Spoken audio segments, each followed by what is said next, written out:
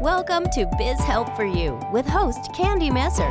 Entrepreneurs like to focus on the big picture, like profitability, success, and a smooth-running organization. But there always seems to be those little things like taxes, employee compensation, laws, regulations, and more. Now you can get the answers you need in one place.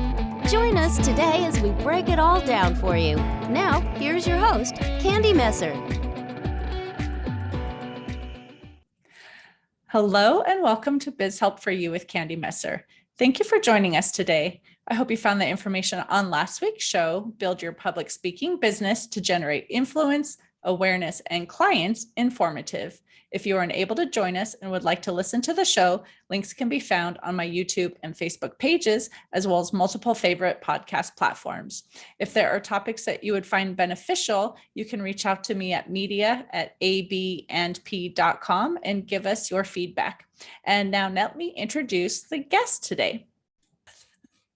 Rick Jordan is CEO and founder of ReachOut Technology. 12 years ago, Rick was laid off, broke, and in foreclosure with newborn twins. This is when, in the middle of the recession, he founded a now multi-million-dollar MSP. Rick's burning passion is helping other MSPs see meaningful transformation in their business, lives, and relationships. Now he's one of America's leading voices on cybersecurity, business, and life. He's a featured speaker at NASDAQ, Harvard C-Suite Network, and West Point Military Academy, an expert guest nationwide on ABC, NBC, CBS, Fox, Cheddar News, Ticker News, podcast host of All In with Rick Jordan, with fans and subscribers worldwide in 30 plus countries, best-selling author of Situational Ethics. He starred in Amazon Prime documentary film Cybercrime and also the upcoming sequel Uncovering the Dark Web, host of the documentary Liberty Lockdown, and he's a CIA trained in surveillance and elicitation. He's a father, semi-pro musician, and ordained pastor, an espresso and coffee enthusiast, and a Scotch connoisseur. So we've learned a lot about you, but there's more to learn as well. But welcome to the show. What's shaking, Candy? Wow, as I hear that, I think we're going to shorten that here a little bit, but I mean, it's a lot there, but I'm grateful for everything that's been taking place over the last decade. Just incredible and a lot more to come. Well, it's fun to learn a little bit more about the people too as guests on the show. So we heard a little tidbit, but I would love for you to tell us just a little bit more about yourself and how did you even get into cybersecurity? Yeah, that's a phenomenal question. It all started with Geek Squad. I was the very first Geek Squad agent in Chicago after the acquisition by Best Buy with their test stores. And, I was the dude, I thought I was going to be building networks, connecting businesses and doing all these amazing things. And then I get to my very first call and it's like, hi, I'm here to scrub your porn. No. That was it for about a year or so, but then prior to that, I had cut my teeth in enterprise level networking and security with Merrill Lynch. And I had deployed 120,000 computers and 20,000 servers across the United States in all their branch offices. And then I discovered that I just like talking to people more than the actual tech, because the tech itself produces an outcome that people desire, rather than the tech having pretty much being everything, right? The be all end all. And that's not what I ever view technology as. It's made to help us achieve an outcome in life. Then I found tons of security flaws, but then I got into the world of sales. I wrote the entire sales playbook for Best Buy for Business after working for Geek Squad. And when I was laid off in the bio that you read, that's when Best Buy eliminated the B2B division that they had during the recession. And then it's well, I'm just going to do this for myself now. And that's where everything started. And it's progressed all the way now to our public offering that just launched just a couple of weeks ago. Wow, that's great. I love to hear stories like that too, because a lot of times people think like, oh, when there's a recession, a depression, it's just really hard to even start a business. And you're a great example of, you do what you have to do and you make it successful. It's the time to double down, really. When everybody else is pulling back, and this gets into marketing and just overall business strategy, when everybody else is pulling back, when you see people focusing on cutting expenses, and that's the only thing, like even at the beginning of the pandemic, that's all based out of fear than anything else. There's prudent review of your expenses, but then there's also oh, I'm scared. And there was a lot of that going on. And that's when I chose to double down too. It worked for me because that's when we started proceeding with our public offering. It took about 2 years to get to that point. And here we are, Hmm. hopefully coming out of the pandemic, but then we Right. launched our IPO. Yeah. Yeah, it's interesting. We all thought we'd be out of it by now, right? But here we are. So Yeah. We'll see hopefully, what hopefully shakes down. soon. Yeah. In another life, 2 years ago, I made a movie called Liberty Lockdown about government overreach during the pandemic. That was fun too. Oh, interesting. I'll have to check that one out too. I'm sure our listeners will want to check it out too. But I want to get into the topic that we're going to discuss today too. Again, like cybersecurity and really helping the small business owner or medium-sized business owner really understand kind of the risks that are inherent in having a business and using technology and things like that too. So I would love for you to talk about, first of all, what are some of the resources that business owners can take advantage of to keep their businesses protected? Sure. This is a really sensitive topic because when you talk about small businesses, that's a very wide berth of what people feel is a small business. So when Mhm. I talk about small businesses, which will probably include all of your listeners, I'm really talking under $100 million in revenue. Mhm. So those are considered small cap companies, small capitalization companies.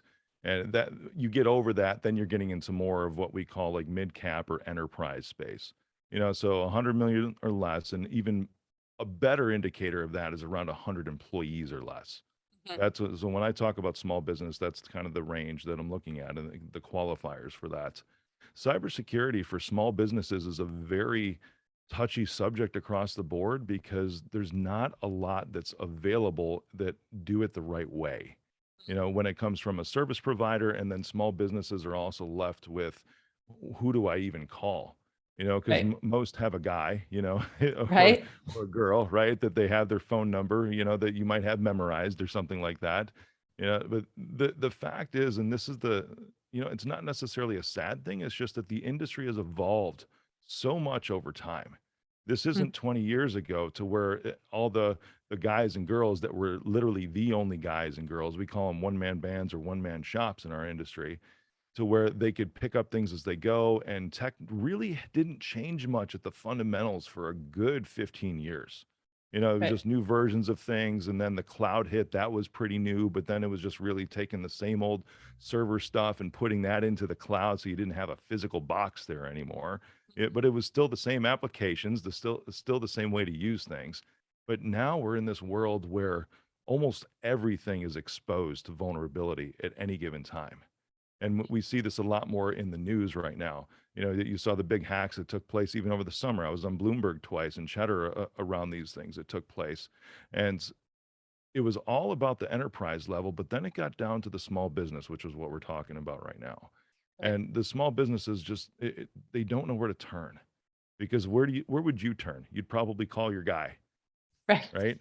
Yeah. But the bad thing is that you'd probably end up calling him after something bad happened. Mhm. Because right now it's entrusting that individual or that smaller IT firm to protect you, that they've got your best interests in mind. And believe me, all of them have good intentions. Right. Every single one of them have good intentions.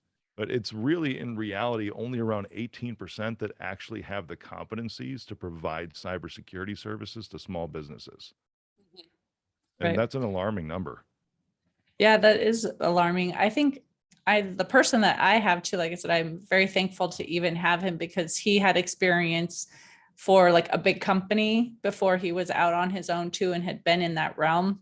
And so I know I'm supposed to protect my stuff too, but I don't necessarily know what I need to do. Right. And Yeah. so I do appreciate having a resource. But like you said, small business owners, if I hadn't met him and been introduced to him personally, I wouldn't have known like, what are you going to do? Just a Google search and see who pops up and try to reach out to someone and get the right person. I feel that a lot of small business owners, like you say, don't even know where to turn. And Yeah. how do you even judge if they are able to do everything for you? Like if we don't know what we don't know, how do we find out if that person has the skill level? Because we don't know what to ask, right? How do we figure out if they're actually qualified to help protect?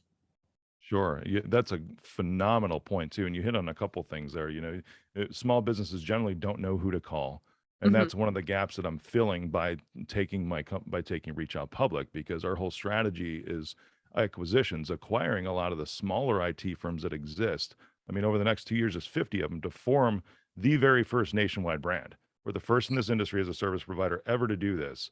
It's for that reason. It's to actually allow some sort of answer to that question, who do I call? Because it's not Ghostbusters, right? Exactly. Yeah, I think it's just important for, and that's why I'm glad you're on the show too, is for there to be a resource for someone to be able to reach out to and find answers. Because again, we don't know what we don't know or where to even start looking. So it can be really overwhelming. Sure. And The Mhm. Oh, the second question you asked that was in there too is, what are the questions to ask, or how do I even know that they know what they're doing? Right? There's a couple of foundational things, and I think this gets back to where we first started today, that you need to have in place as a small business. These are like non-negotiables. You got to do them. Okay, so if you're working with somebody who's your service provider right now, ask them for these things. Some of them they might have put in place already, which is awesome. Other you might not even know it because some of them could be behind the scenes, but others are very much out front. And you would definitely notice if these are in place. The first that you won't know really, unless they just, you remember signing a document and paying for this thing, would be a managed firewall.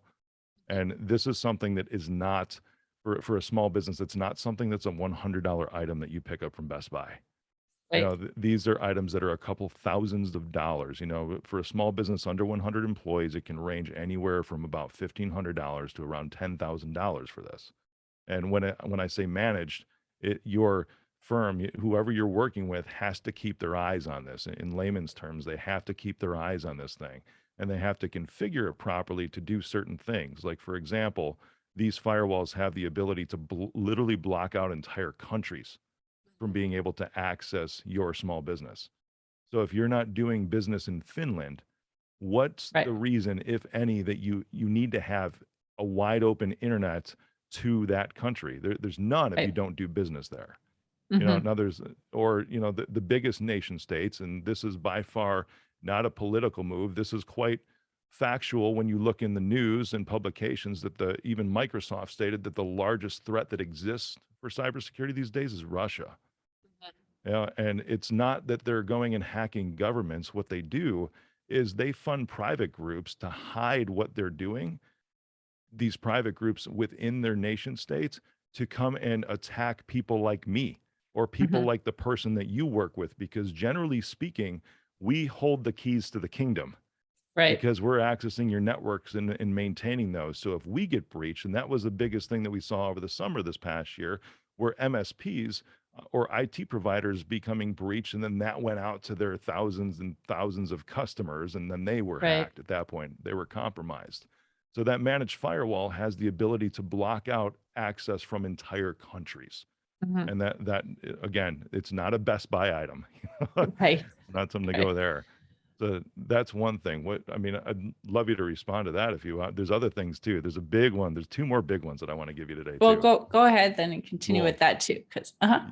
You got it. The second is multi-factor authentication. It's called Mhm. MFA or 2FA, two-factor authentication. This is something that everyone has been using for years. You just might not have known it.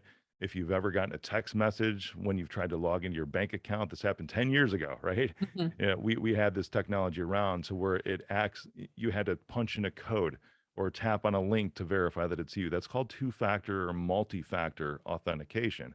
It's a combination of one, something you know, and two, something you have on your person. Mhm. So if you've been in corporate, large corporations at some time, you might have had a key fob that Mhm. had Right. rotating numbers, or you might have had something else that you had in your physical pocket that you had to use in order to be that second factor, right? Today, most of the time, it's a phone. It's a smartphone with Right. an authenticator app like Microsoft Authenticator, Google Authy, whatever. Those are Mhm. all free apps. But again, it's something that you know, and then something that you have in your person, which verifies that it's actually you. This is Right. something that you need to have in place for everything that you have in your small business.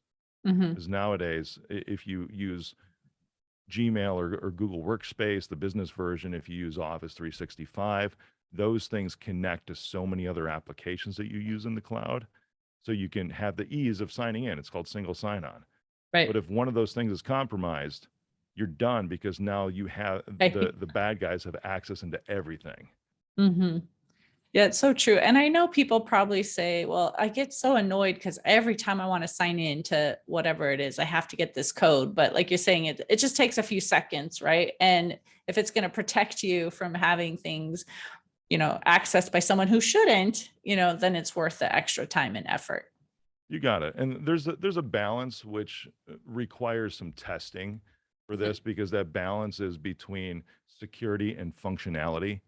Right. Because as one raises or lowers, the other one kind of has to be the counterweight for that. Because if you Mhm. raise security, you do lose some ease of functionality. Whenever you want to open the floodgates and come up with new functionality, security typically lacks for a little bit, just while those two start to balance out. Mhm. This is one of the least expensive things. And this is something, again, it's something you have to pay for. It's a service that a Right. typical managed service provider would provide for you, for a license fee included in their per user fee, however they want to bill it. But it is an important question to ask. If you're vetting a new service provider, or if you want to just check up on your existing one, the first two things is saying, hey, you know what? Do you have a managed firewall in place? Where'd you get it from? Because a Right. Sonic Wall is a big one that's used. Fortinet's another one. Watchdog is another one that's out there. So that these are all things that they should have in place for you already. Plus Right. multi-factor authentication. Just ask them, are we doing this? I think you'd know if you're Right. using MFA or not. Right. If you have to Right. punch in a code, you're using it. If you don't, Right. you're not using it, and that's very bad. Because then all people have to do is get your password off the dark web. Right. But Exactly. that's another thing. If I could go on a slight tangent for a second, Sure. we see these breaches all the time, right? And Mhm. oh my gosh, I think that the latest big one that made the news was T-Mobile. Mhm. Hundreds of millions of records leaked or whatever it was. And I get calls from media outlets all the time saying, like, how bad is this? I'm like, listen, everybody's info is on the dark web already. Right. So it's not necessarily something to worry about if you have the right things in place. Mhm. Because your password that you used for T-Mobile, or your social security number that just leaked out to the dark web, one, it was probably out there already. Two, do you have your credit reports frozen? I mean, this is like common sense stuff, right? Because your social security number, likely, even from Equifax a couple years ago, has already been out there for years. Right. That's just brutal truth, right? So there's things that Mhm. you should do, like simple things, freeze your credit reports. There's apps that if you need to go apply for a credit card, or a vehicle or a mortgage or something, you can toggle those freezes on and off right from your smartphone. It makes it super easy and protects you. Right. Well, speaking of the protection too, I mean, I would love you to talk about even the issue of some of the business owners now have employees, right? It's not just the sole proprietor that are our listeners. We have people that have, a staff. And originally we all used to be in the same office, right? So it was a little bit easier to maybe protect everything and have guidelines, and you go here and you don't go there. But now with a lot of businesses having their staff have to work remotely, how do they even protect the data, since people are working from their laptops at home, or maybe it's still a business computer, but we're not all in the same place. We don't have all the same protections. I would love for you to talk about that. Sure, yeah, that's so interesting, because I was reading an article this morning on the journal that there's new data that came out since the shift to the whole work from anywhere movement Mhm. within the context of the pandemic that we've had. So many were not prepared for that, and Right. it's bad. It's 20%. I know that sounds low, but when you think of it this way, it's like 1 in 5 businesses have been breached because of their new work from anywhere policies and Mm. their lack of security around that. So you look around, I mean, I'm in a business park, right? There's maybe 20 businesses that are in this building that I'm in a business Mm. park, which means that 4 of them got breached, and Mhm. I can tell you one of them was my next door neighbor, because he came knocking on the door about a year ago that said, You'll never guess this." I'm like, try me, I probably will. you know, we just had a wire transfer intercepted from one of our vendors for $50,000. Mm. And we don't know how to get that money back. I'm like, well, chances are you're not going to, because Right. the brutal truth of this, the real talk, is that the FBI doesn't touch things that are under $1 million. Mm. So the best you can do is find out where the breach was. And I don't remember what it was. He never really came back. He's like, "Can you help us?" I'm like, "We can do forensics and figure it out. That's fine." That's like Right. the the reactionary incident response stuff. But within 3 months, he was done. Mm. Because you're talking, if it's a solopreneur or you have a few team members, 50K out of your bank account is a big freaking hit. Huge. Mm-hmm. Yeah, that is literally business closing Mm-hmm. material. And that's exactly what happened. But even in Mm. just this one building in our office park, you figure 4 of them got hit over the past year and a half. Right. And I've seen 2 so far close because of that. Hmm. So I think it it's, would be good to touch on though too. That's a good idea, because I think a lot of people probably think, oh, a breach is someone somehow gets in my network and logs in or does whatever. But like you're saying, it's those emails that come in and, it makes it look like it's from someone that's on the team, but it's really not. Or, something gets changed. Yeah. Here's the wire number, but it's somehow that email's intercepted and they change the information. So I'd love for you to talk about maybe the various ways even that some of these breaches happen, so they could be aware of what they need to do to protect themselves. You got it. Another staggering statistic for you is it's over 90% of breaches these days are caused by social engineering in small businesses. Mm-hmm. Because we'll call him Bob. I've been calling, sorry, Bob. I don't really know who Bob is, but I've been calling him Bob lately. There's a Bob in every company that will click on any link that comes in through an email. Just because they don't have the education around it, they're ignorant, not in a bad way. It's just ignorance is Right. not understanding. And that dude, that woman, that Bobette, will click Right. on anything that comes into their email. Mm-hmm. And you're talking about scenarios, because I've had bigger ones than that. I've had ones push up into a couple millions of dollars where the wire transfer number, where the Wow. SWIFT codes were swapped, and this had to do with it. You typically see it something like this, to where somebody in accounts payable receives an email and it looks like it's from the owner. And the reason it looks like it's from the owner, because it has his name on the email. Even the domain name looks very, very similar. Right. At this point, and this is something from the outside, but it could be, one of my clients that had one of the larger attempts in their domain name is the word ICE, right? Because that's in their business name and it's in the middle of their name, but that I was changed into an L. Oh. So when you read across it, at a glance, you don't see that little white space Right. in between, and your brain just puts everything together like, oh, okay, this is from the boss. Okay. And it says, please wire this money to pay this vendor. Here you go.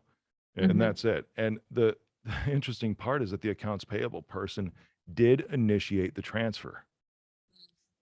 And because it just seemed to be coming from that individual, from the owner of the business. And they're about a $20 million company, so this was a significant sum. This specific example was around $300,000. Again, life-changing business closing money, right? Right. Thank goodness that we had put in place with them some of these very human precautions. Like I was talking about freezing your credit reports. In Right. businesses, you should coordinate with your bank, whether it's ACH or a wire transfer, and have a threshold set that anything over that is flagged for approval. Mm. And we bank with Chase. We have for many, many years. It's very easy to set up. Most banks have this. If they don't, you need to change banks, because it's a very simple solution. Even if it's a small credit union or something like that, ours is electronic and digital because it's Chase, but if it's a small credit union that we're working with, some of the local banks are phenomenal, great relationship builders. But Right. they should be able to at least make a phone call and say, hey, did you initiate this, to a second approver within that organization? That's the Right. human side of cybersecurity, because it was a human. It wasn't a hack that caused this. Right. It was a human being using social engineering, as we call it, to send this email and impersonate somebody with authority in the company, that caused an individual who's working there to not do their diligence and just initiated a money transfer out of their bank account. Right. Yes. Scary things that could happen. I mean, because like I said, it looks like it's from the owner or from somebody in the company, and Yeah. you just don't necessarily realize it. But yeah, we've actually been, thankfully, my employees are really good too. And we've set up all kinds of different things to make sure that we're protecting ourselves. Like if you're not expecting an email from somebody, even if they're like, here's the file that attached that you asked for, call and double check, or send a separate email to say, did you, send this? Or, we have some follow-ups ourselves too, just to make sure we do not click on anything that, we're not expecting. Most of the time, Yeah, I don't you click got on it. anything. Anyway, I'll have people, even the people that I know that are our clients too, and in the long run, it really is them. But I'll email them back and say, like, I don't click on attachments on things unless, I've verified that this is truly like from you and what we're expecting or something. So, and then they understand why, because yes, it's an extra phone call you have to make, but I think everyone appreciates the fact that you're doing what you can to protect data. And especially because we deal with social security numbers and tax ID numbers and, things that we don't want to have anyone get access to. So we want to make sure we take extra precautions on everything that we do as well. For sure. You're touching on a little bit of a third item that we didn't get to yet. That's that foundational security, Hmm. which is email security and email education, cybersecurity education. That Hmm. everyone understands what spam blocking is. That's been around for Right. years. It means, junk mail, bulk mail, whatever, or, somebody from another country that's trying to gain access, that gets blocked and rejected. But that, just like antivirus now, which we could talk about in a bit too, is old school tech. That's just something that almost anybody should give you. And even with Office 365 and Right. Google Workspace, a lot of that is built in already, so it's almost right there for you. Where things have to be these days is for those examples that we're talking about here, where it looks like somebody else is an anti-phishing and an email education security platform. So I'll give you an example. There's vendors that work with this. There's proprietary systems that we use, but there's other vendors that other providers, like even the one that you work with, could resell to you. Where in Right. this case, to where if it's a letter that's changed in a domain, that's coming from a totally different server, a totally different Right. person. So if there's communication between that accounts payable person and the owner every single day, which likely there is in a small Right. business, now all of a sudden they receive something that's from the owner, but it's got a huge freaking red banner at the top of it that says, "This sender has never sent anything to your organization before. Please check the email address and make sure it's really somebody that you trust." Right. So it's an education based thing. So instead of relying on the technology to make arbitrary decisions like spam blocking is, and then you have to go look for it in your junk mail, whatever, this is coming through and causing people to just pattern interrupt and Right. stop in the moment. And then as more of these situations happen, it becomes just part of their natural process and instincts to check these things because now human beings have been trained Right. in security protection, at least from a user perspective, from that end user perspective. And everyone, I mean, with your show, you talk about compliance, you talk about everything else, right? Most people Right. have seen their cyber liability policies triple, their premiums Hmm. triple this year because this Hmm. is so rampant. And Right. soon it's going to be where this is what I'm seeing in a couple states now and with a couple of policies to where they will only underwrite you if you can attest that you have an email security or cybersecurity education program in place for your employees in Yeah. order to It's even definitely get the important. policy. Yeah, it Right. is. But we saw the premiums triple this year, but where it's going for insurance companies is they won't even insure you if you don't Right. have an education process in place. We're starting to see this with a couple smaller carriers now Hmm. in a couple of different states. And it's so simple to Right. do because if your MSP, your cybersecurity provider doesn't do this, first, you probably shouldn't be working with them. But Hmm. second, if you are a one-man shop or two-man shop, and you're just functioning on apps with the cloud, cool, that's awesome. You still need to have this in place in order to be insured at some point in the future. Right. You could use a company like Nobi for. You can go on. That's a little tip for you. You can go on and just buy it for yourself. It's something like $100 a year per person or something like that. It's really inexpensive, but it brings people up to where you don't have money that's being siphoned out of your bank account because people are that Bob is clicking on the wrong thing. Right. Right. And I think one thing I've also taught my staff as well is, like, even if the email looks valid and there's like a link in there, well, for one, you can also like hover over it, right? And it kind of tells you where it's actually going. But instead of clicking on it, Used to just be. That's type. being spoofed now too. Yeah, I would say, but I just say, like, just go and actually type the domain name and go to the domain name yourself or something instead of like clicking on something. Yeah. So are there any other tips like that I'm not thinking of, even, that you could say, okay, employer, this is what you teach your employees, or for yourself, these are things to just be careful of, so that you're not actually exposing yourself through any of these other means. Yeah. It's we've gone through kind of the basic three so far, but the Okay. general tips that I would give to everybody is do the human things. Hmm. and we've talked about these, so as you're talking about hovering over links and all that, that used to work a few years Hmm. ago, but now those are spoofable, Mm. completely Okay. spoofable. It's called DNS spoofing now, domain name service spoofing. So Hmm. when you click on the link, even though you hover over it and it shows what it is, you took it the extra step, which is great, but if you notice that it's that link and Right. it looks okay when you hover over it, you're probably going to click on it because Mm. it looks okay at that point. It's not in human behavior to go and type in every domain name first, but if it's one you don't recognize, that makes sense. Right. Right. Because if you get an email from Microsoft, you're not going to go to Microsoft.com. You know it's Microsoft, and or you think it is, right?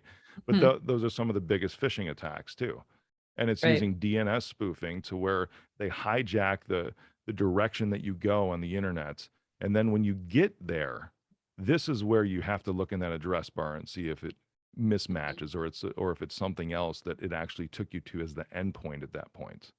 Right. Well, yeah, What if you have about, multi-factor authentication in place, you're going to be fine. right.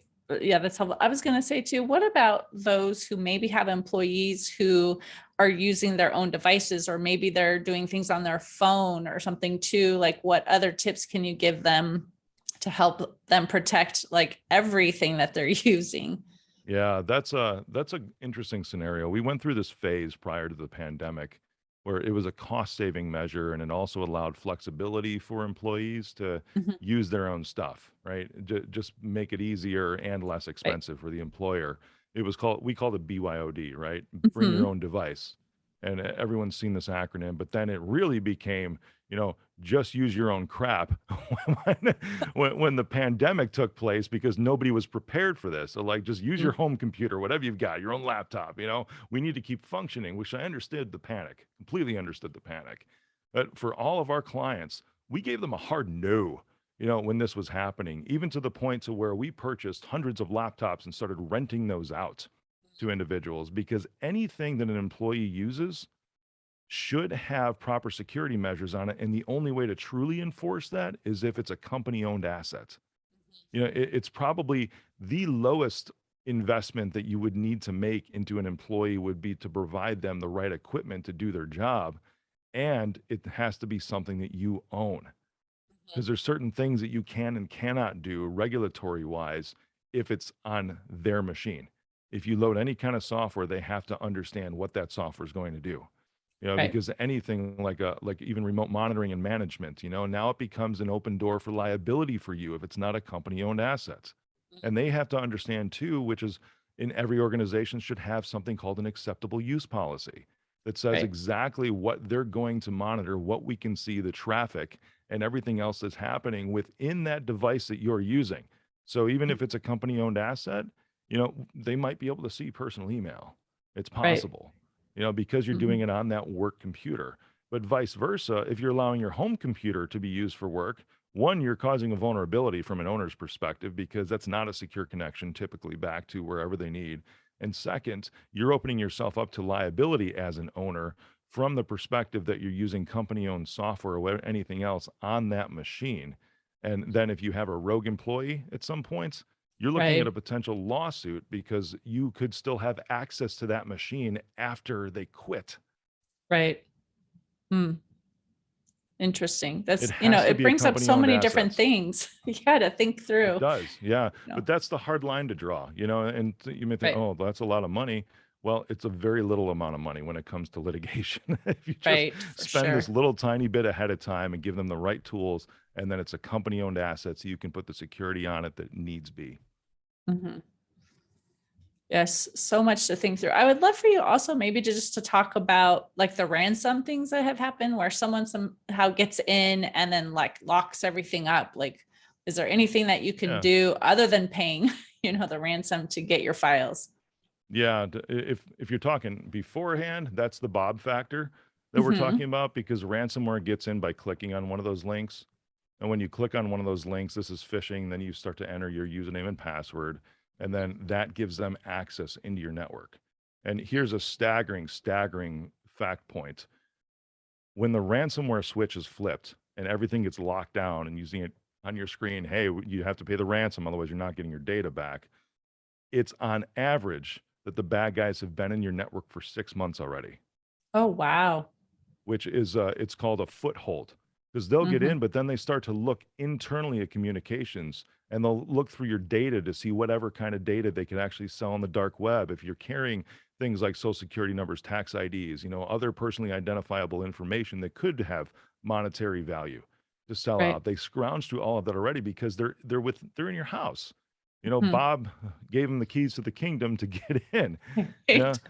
And then when they're all done and they've siphoned out as much value from your data and getting the internal communications, which this is a scenario to where one of those wire transfer requests could actually come from the real owner's mailbox because they Right. already have the foothold. It's another way to exploit once they're inside and have a foothold. But Hmm. then when they're all done with all of that, then they flip the ransomware switch and Mm. lock everything up because it's their last attempt to get cash. That's the scary thing. It's the last attempt. They've already been Right. in there for so long already. Once that Hmm. switch is flipped, the only thing that can really save you is an isolated backup. Hmm. And that's something that's putting it so foundationally and basically because it's something that if you have competency in our field, you know what that actually means, what a backup Right. actually means. It's not a USB flash drive. It's not Dropbox. It's there's specific systems. They're enterprise grade. One is made by Acronis, another is Datto. There's all these different things, and again, they cost money. A lot Right. more than just $50 or $100. But when the ransom is 5, 6, 7 digits, it's a completely different story. Right. Plus, there's Exactly. nowhere in the ransom demand that says when you pay, we're going to leave your system Right. That's or we're going to true. give you your data back. Hmm. I've seen this all the time. It's again, that's a staggering low number that people actually get their data back for one. Second, what I've seen all across the board over the past 5 years is when somebody pays, sure, they'll give you your data back and unencrypt everything, give you access again.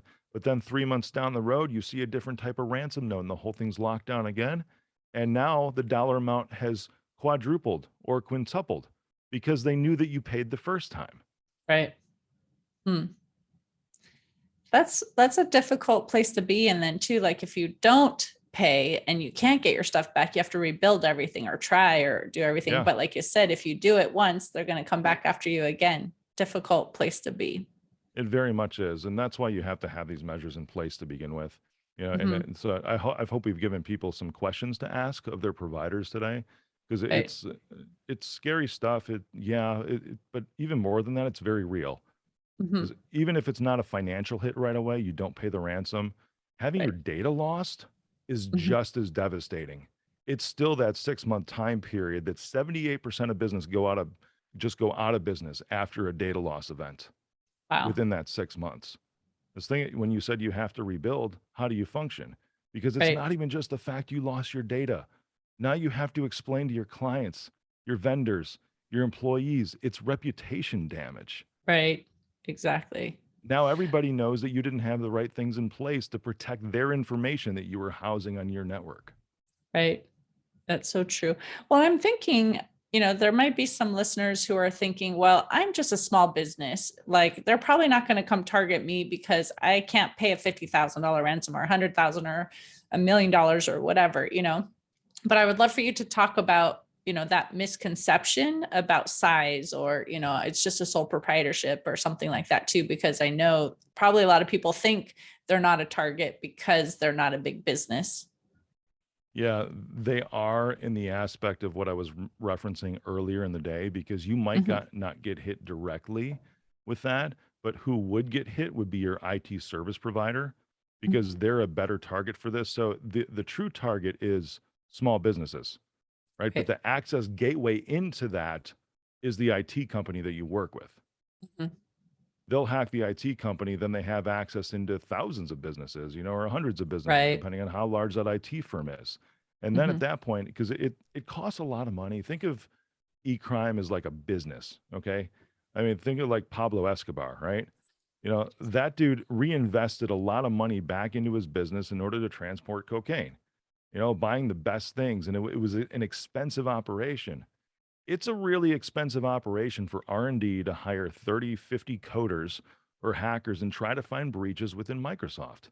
It will generally cost anywhere from $5 to $6 million for an e-crime group to come up with this vulnerability. Mm. And when you spend that much, okay, you don't waste it on a small business. You don't Right. do that because there's not a lot of ROI there. So in that aspect, sure, that may be what a small business is thinking, like they're never going to target me, right? Because Right. they're going to save that huge investment that they made into finding this vulnerability that you save for like Putin's laptop or something like that, right? Something with a little more ROI. What Right. they will do though is they'll find out who the Bob is in your Mhm. organization, or they'll obtain access through a Bob at your IT service provider. Mhm. The field has changed so much that most can't keep up with the competencies and even educating themselves. And that's another question to ask your Right. provider. What do you guys do Mhm. in order to continuously educate yourselves? And you can even Right. say, you know what, I heard from Rick Jordan that there's 6 different cybersecurity competencies. How many do you guys cover? Right. Because no small IT shop can cover all 6. It's Mhm. impossible. Absolutely impossible, especially when the starting salary that they're hiring for Department of Homeland Security for just one of these competencies is $251,000 a year. Wow. That's the salary of the Vice President of the United States. Mm. It's Wow. impossible for a small IT shop to be able to cover all these. That's another reason why we're building this nationwide brand, because this is just the state of the industry right Right. now. It's just difficult for this to happen. So these are all questions to ask, ways to protect yourself, because you want to advocate for yourself and you want to hold the people that you're working with, your IT company, accountable for what they're trying to do. Again, they Right. have the best intentions, Candy, Right. the best intentions. Exactly. But when you ask the questions, it'll make them think, and hopefully we can elevate the entire industry and provide more Mhm. protection, because small businesses employ 70% of this great country we live in. Right. Yes. It's very important for us to be able to maintain our businesses still so we can keep those employees You employed. got it. Right. Right on. Yep. It's so good. Yeah. Well, this has been very informative. I know it's a lot of information that we've had to cover, and I know a lot of people are probably still thinking there's so much I still don't know about this topic, but it was a great I fire hosed a introduction. little bit. I tend to do that. Yeah. But it's important. Again, that's why I wanted to even have you on the show, because I think this topic is really important for people to understand. And just even if we're just touching the surface and there's more, at least we've given them some information, like you said, some questions to ask, so they at least can be getting things in place if they don't, Yeah. especially if they don't even have, they maybe thought they had stuff, but now they're finding out, oh, I really don't, so it could be Yeah. really helpful for them. So Mind if I give one last tip, especially sure. for like the solopreneurs that are out there, Mhm. or the 2 people offices?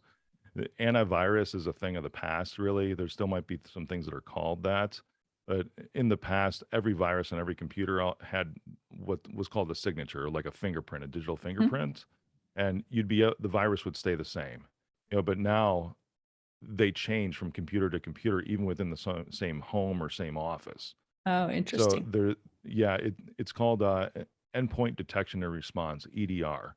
It's a term we have in our industry, but it uses artificial intelligence and behavior monitoring now to see what that thing's actually going to do. Because if you open a PDF and that PDF is somehow contacting China when you open it up, it recognizes that and said, "This is different. This is a PDF. It's only supposed to be read. That's it. Not contact a different country." Okay. Right. So that's the next step in Hmm. protection that everyone should have. And again, the downside to this is these are enterprise level things that have Mhm. not typically been made available. You have to buy like 1,000 licenses to even get in the door for Wow. these, because Sentinel-1 and Carbon Black are the 2 best that exist. If you're working with an IT provider, they should have access to these. If they're big Mhm. enough, they should have access to these, because both of those have a 0% breach rate. They're Mm. incredible. Absolutely Wow. incredible. Sentinel-1 is the one that ReachOut works with. They're amazing. The other good one is Carbon Black. They're 6 one way, half a dozen the other. They're both amazing. But if you're a solopreneur, the best thing that you could do, and I don't even know if you can get this at a retail store or a big box store, but you can go right to their website, is grab Bitdefender. Hmm. That one uses some of this technology. It's not as good as the enterprise stuff, but it's about 80% as good. The Hmm. downside is I almost hate saying that, because it's like, who wants to be 80% protected? Right. But it is the best it's available for any individual that exists right now. Mm. Otherwise, work with an IT provider that has access to these things. Right. Perfect. Well, this has been great information. And I said, I know we're running out of time, but I would love for you to share how listeners can connect with you. Yeah, absolutely. If you want to follow me for just general things, Instagram's my biggest platform at Mr. Rick Jordan. But you want to see what I'm up to with the IPO, everything else, any other movies that I'm making, or even my podcast, just go to rickjordan.tv. Perfect. Thank you. Well, I appreciate you being on the show, like I said, and sharing this information. And I hope the listeners also are finding it very helpful. So thank you for your time. I really appreciate it. You're very welcome. Thanks, Candy. Sure. And to the listener, again, thanks for tuning in. I hope that you did get some of your questions answered. And if you have any additional questions on the topic of cybersecurity and entrepreneurship, reach out to Rick through the link that he just gave. Otherwise, you can also send us a message at media@abandp.com and we can connect you. And would you please share our show information with those you know? I'd greatly appreciate your support. I hope you can join us for next week's topic, the influencer, secrets to success and happiness. And please remember, you can connect with us on Twitter, Facebook, and LinkedIn. And my website is abandp.com. Remember, you can also find the podcast posted on multiple favorite podcast platforms, including Google, TuneIn, Stitcher, iHeartRadio, and Spotify. Until next time, have a great week.